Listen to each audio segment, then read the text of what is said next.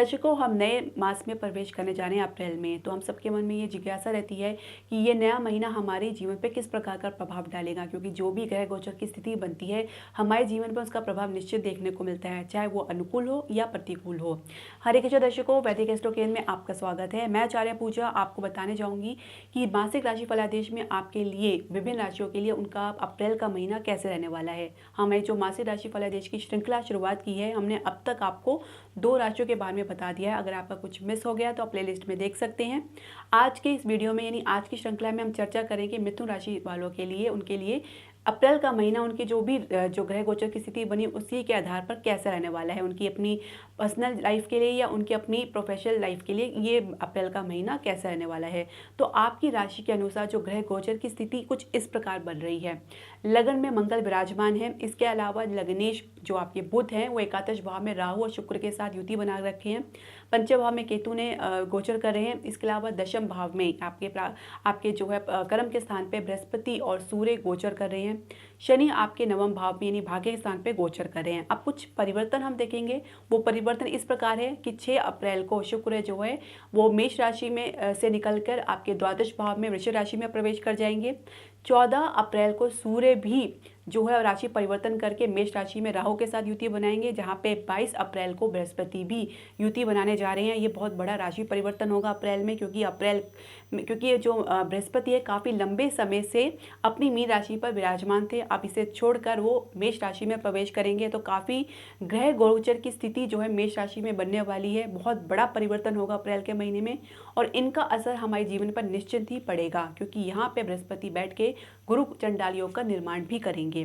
तो दर्शकों, अब इसी आधार पर समझ लेते हैं कि आपके लिए अप्रैल का महीना कैसे रहने वाला है। तो शुरुआत करेंगे आपके स्वास्थ्य से। तो स्वास्थ्य की हम बात करें तो छठे घर के स्वामी मंगल आपके लगन में ही विराजमान है। बहुत सावधान रहने की आवश्यकता है। ओवर थिंकिंग से आपको बचना होगा। ज़रूरत से ज़्यादा आपको नहीं सोचना है, तनाव नहीं लेना है, गुस्से को कंट्रोल करना है, कोई भी काम जल्दबाजी में बिल्कुल नहीं लेना।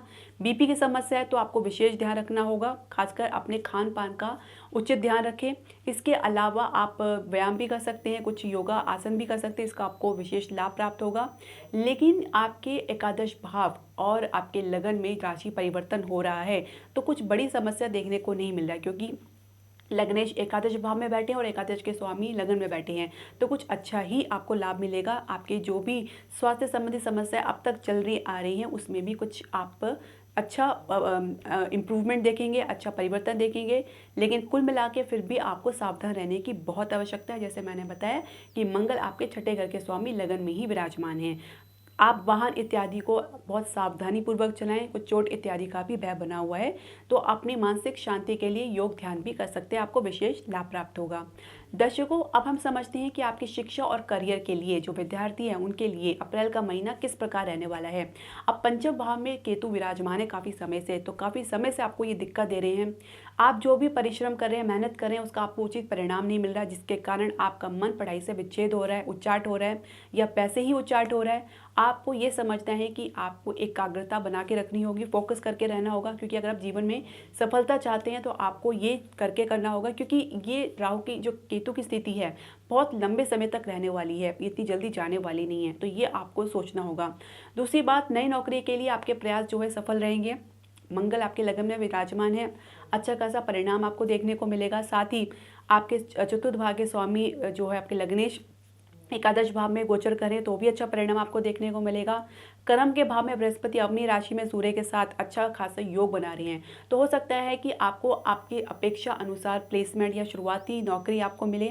इसके अलावा अगर आप कंपटीशन की तैयारी करें तो उसमें थोड़ा संघर्ष आपको देखने को मिल सकता है, क्योंकि शनि आपको थोड़ा संघर्ष दिला सकते हैं। इसके अलावा शनि ये भी चाहेंगे कि आप मेहनत करें, आपको उसका उचित परिणाम आपको देखने को मिले। प्रतियोगिता में जैसे मैंने बताया कि आपको शुरुआत में थोड़ी निराशा हो सकती है, लेकिन बाद में अगर आप एकाग्रता और मेहनत से करेंगे तो आपको सफलता निश्चित मिलेगी। इसके अलावा आपके लग्नेश एकादश भाव में बैठ के आपको अच्छा खासा लाभ जरूर दे रहे हैं, लेकिन केतु से और राहु के कारण अगर आपको दृष्टि भ्रम होता है या आपको भ्रमित होते हैं, कन्फ्यूजन होती है या कुछ आपका मन विक्षाट होता है या आपका कुछ मन इधर उधर भटकता है, तो उसके लिए एकाग्रता बनाने के लिए, फोकस बनाने के लिए आपको मेडिटेशन या ध्यान की बहुत आवश्यकता है। ये बहुत ज़रूरी है आपके लिए अगर आप सच में सफलता चाहते हैं तो दर्शकों, बात कर लेते हैं मिथुन राशि वालों के लिए कार्य क्षेत्र व और व्यवसाय अप्रैल के महीने में कैसा रहने वाला है, जो भी ग्रह गोचर की स्थिति बनने जा रही है। तो दशमेश व तृतीयेश यानी कि दशमेश बृहस्पति अपने ही राशि में दशम भाव में गोचर कर रहे हैं, साथ में तृतीयेश जो है सूर्य उनके साथ ही गोचर कर रहे हैं। तो आपको सहयोग प्राप्त होगा अपने कलीग्स का, आपको सपोर्ट प्राप्त होगा, साथ ही आपके अधिकारी का भी सपोर्ट प्राप्त होगा। लेकिन आपको ऑफिस पॉलिटिक्स से दूर रहना होगा, क्योंकि अगर आप इसमें फंसेंगे तो अपने करियर के खिलाफ चले जाएंगे। और इसके अलावा आपके जो कार्य क्षेत्र में स्थान परिवर्तन का योग बन रहा है, कुछ यात्राएं भी करनी पड़ सकती है, जिसमें आपको अच्छा खासा लाभ देखने को मिलेगा। नई नौकरी के लिए भी आपको अच्छे खासे मार्ग खुलेंगे आपके लिए। अगर पहले से ही आपने प्रयास किया तो उसमें कुछ अच्छी खबर आपको सुनने को ज़रूर मिलेगी। लेकिन कुल मिला के बात करें तो आप जो भी नौकरी हासिल करेंगे अपने दम पर हासिल करेंगे, अपने बल पर हासिल करेंगे।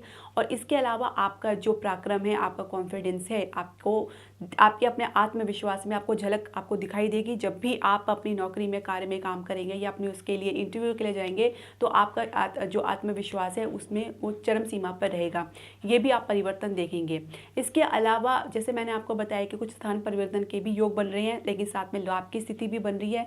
किंतु केतु और राहु के कारण कुछ आपकी अपेक्षा के अनुसार लाभ आपको देखने को नहीं मिल सकता है। हो सकता है जैसा आपने सोचा हो वैसा आपको ना मिले, लेकिन ये तय है कि आपको लाभ अवश्य मिलेगा। आपको धैर्य बना के रखना होगा और अपने आप को गॉसिप या इधर उधर की बातों में अपना समय व्यर्थ ना करें और हो सके तो अपने काम पर ध्यान दें। हम बात करेंगे व्यवसाय वालों की, जो बिजनेस कर रहे हैं उनके लिए जो अप्रैल का महीना बहुत ही बढ़िया रहने वाला है। सप्तमेश बृहस्पति दशम भाव में गोचर करें सूर्य के साथ, कुछ अच्छी स्थिति आपके सामने आएगी। फाइनेंशियल आपकी स्टेबिलिटी आपको देखने को मिलेगा। कुछ मार्ग जो पहले से अवरोध है उसमें भी आप कमी देखेंगे, कुछ नए मार्ग खुलेंगे। इसके अलावा आपकी लाभ की स्थिति बहुत ही दृढ़ बनी हुई है।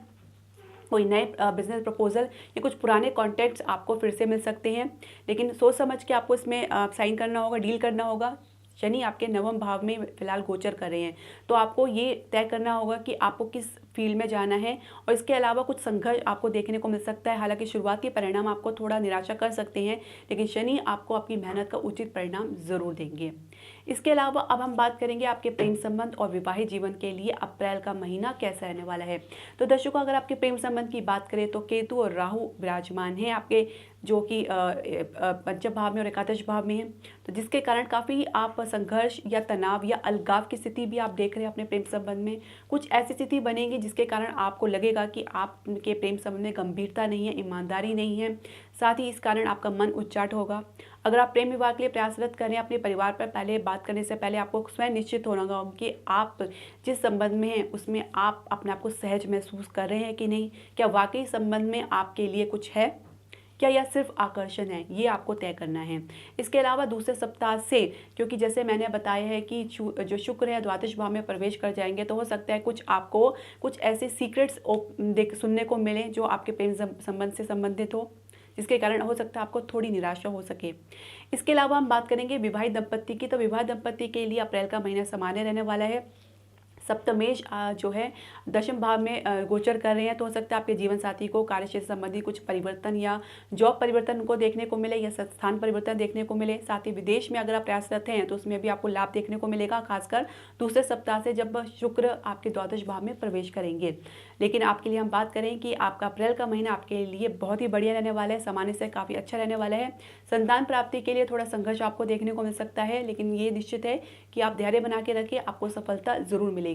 साथ ही संतान से आपको थोड़ा निराशा हो सकती है, तो उनका भी आप विशेष ध्यान रखें।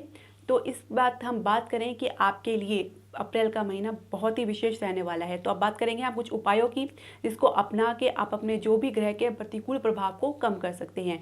तो आप गुरुवार का व्रत या पूजा कर सकते हैं। अगर आप सत्यनारायण की पूजा करें तो ये आपके लिए विशेष लाभप्रद होगी, आपके व्यवसाय के लिए, नौकरी के लिए, आपके अपने व्यक्तिगत जीवन के लिए भी बहुत अच्छा लाभप्रद होती है। सत्यनारायण की पूजा आप पूर्णमासी के दिन कर सकते हैं, ये जो मास में एक बार आती है, और ये आप इसे ज़रूर करें। अगर गुरुवार का व्रत कर सकते हैं तो ये और भी अच्छी बात है। पीली वस्तु का दान कर सकते हैं। तो दर्शकों, आपके जो भी सजेशन या क्वेरी है आप हमारे कमेंट बॉक्स में ज़रूर डालें। इसके अलावा आप हमारे चैनल को लाइक, शेयर और सब्सक्राइब ज़रूर करें। और हाँ, अगर आप चाहते हैं कि हम आपकी कुंडली का विश्लेषण करें तो आप हमारे नीचे दिए गए व्हाट्सएप नंबर पर हमें कॉन्टैक्ट कर सकते हैं। हरे कृष्णा।